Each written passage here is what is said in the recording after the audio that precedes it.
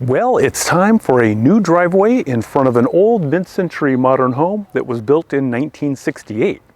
The question we are faced with is, do we go back with concrete, maybe some sort of stamped concrete, exposed aggregate, which is nice, or do we go with these new pavers? And what is the best material and design that would kind of highlight a mid-century modern home? Because it's a nice home, it's a nice design, but it's not a showpiece, it's not a statement, it's just kind of a double wide. But it's our double wide and we like it. In terms of driveway, I do not like concrete. It always seems to crack, break, and always be, when you want to get to something, you have to tear it up. And that's what happened here, and that's one of the reasons why we're having to do a new driveway, is because of a broken water main. And then we had to cut stuff out, and now we got a big hole, and we figured, well, now's the time to put in a new driveway, but what would look best, what would fit in with our landscape? So that's what we've been exploring these past couple weeks. Our water connection is on one side of the house, and the pipe from the meter went underneath the driveway. We had a big hole right about here, and we knew that it was leaking underneath the driveway because it was always kind of wet. And then it burst just about a week before Christmas, and we had to do some emergency repairs. And eventually, at the beginning of January, we got a new water line installed. And to do that, they had to go underneath the driveway, and they made a big cut. This was the easiest way to do it, just one cut, since it was up against the slab underneath the carport. And we decided not to put concrete back into this area because we decided to get a new driveway. And one of the options are pavers.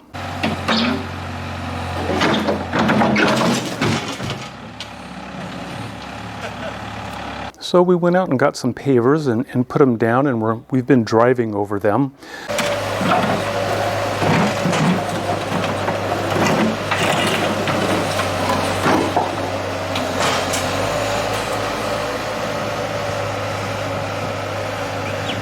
Now, these pavers are from two of the big companies, Calstone and Belgian, and I know which ones are which. And pavers are nice, but you can see from the colors, there's not a whole lot of difference between that and then just regular concrete.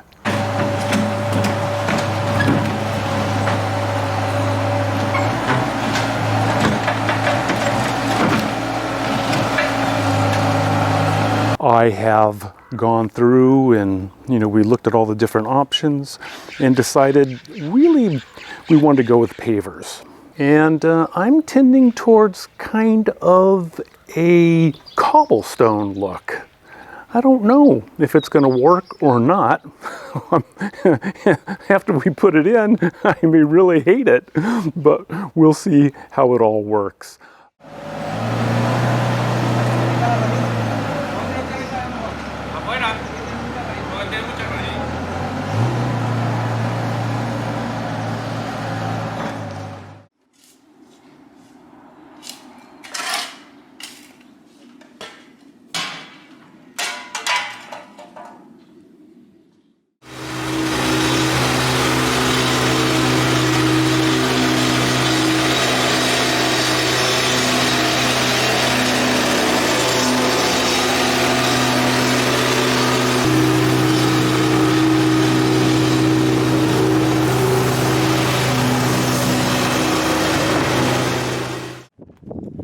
Well, the end of day one, I'm impressed. They've got so much done.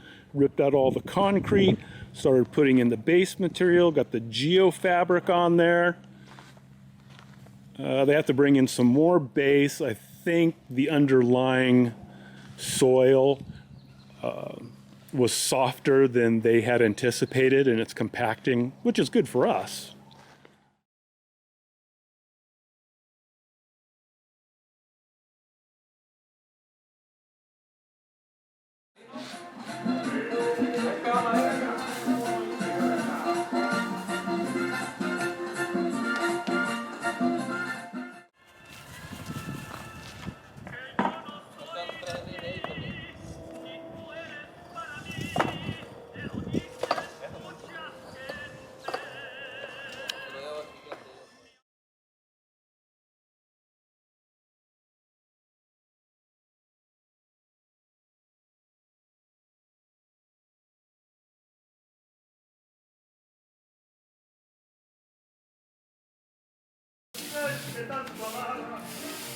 Parece que su furia me alcanzó, porque lo siento clavado en mi alma, como un puñal y una traición, por maldición.